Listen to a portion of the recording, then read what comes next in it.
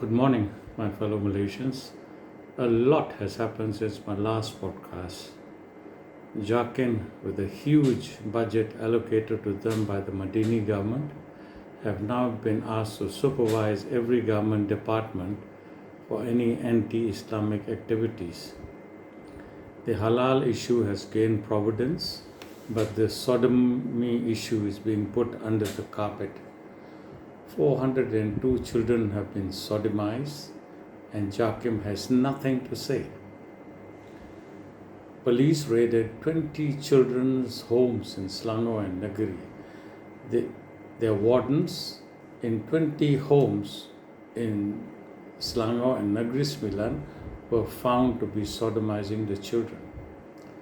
Kudos to the IGP and the police department who carried out Operasi Global on the 11th of September this year and found 402 children under the age of 17 in two equal groups of 210 males and 210 females.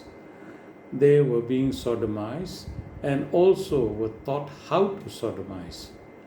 Under Malaysian Penal Code, in Section 377D, it's imposed a 20-year imprisonment with whipping, even if the sodomy is consensual. Apparently, one of the wardens have been convicted, and the judge gave him a 10-year sentence, which is half the sentence set out by law. This should have been a deterrent sentence as a warning to future perpetrators that child molestation is a serious matter. He should have had 6 strokes of the rotan and 20 years in jail under the permissible 377D Act. Why was he only given half?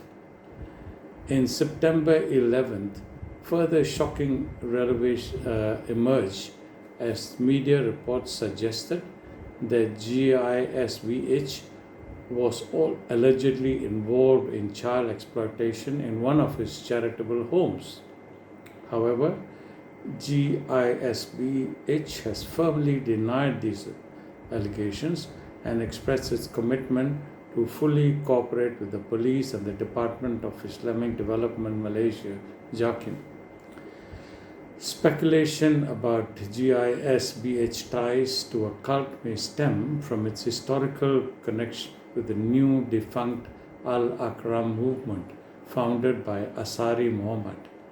According to the reports by Free Malaysia Today, Ashari served as the chairman of Global Ekawan Sdn Berhad before it was renamed GISB Holdings. A Facebook post by GISB Holdings confirmed that Global Ekawan was indeed born out of Al-Akram's remnant, specifically from his business division. To note, Al-Akram was declared illegal by Malaysia's National Fatwa Council in 1997, and its founder Azahari previously detained for 2 years under the Internal Security Act.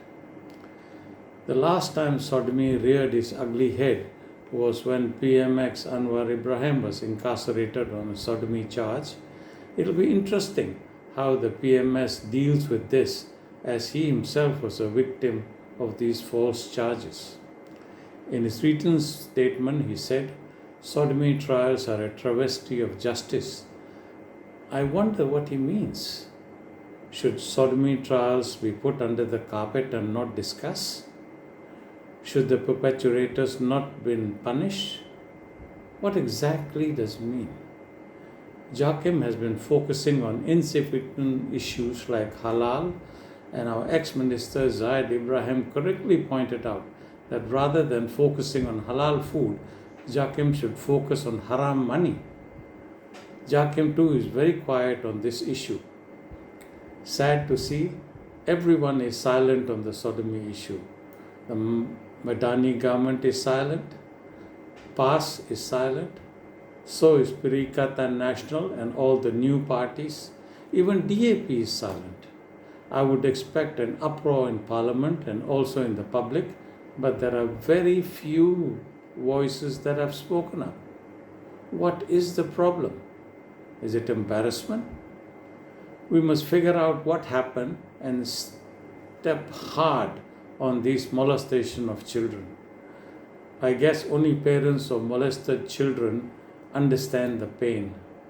These children have no parents and they have been victimized, and we all stand by and do nothing.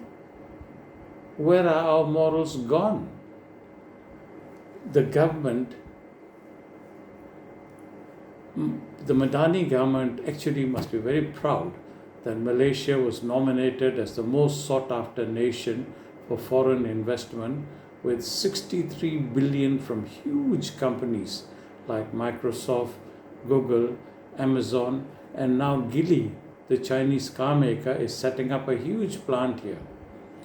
The upturn in the ringgit and our economy is good for the country, but with our loss of moral standards, I wonder if it's a fair trade. The electorate in 2026 will have to choose what it values most: the economy in Malaysia getting richer, or the falling moral values of the largest ethnic community in the country. I'm sure not all of them agree, though Jacques is in the forefront of the halal issue, but very, very quiet and no comment on the haram money and the rising immoral standards among Muslims.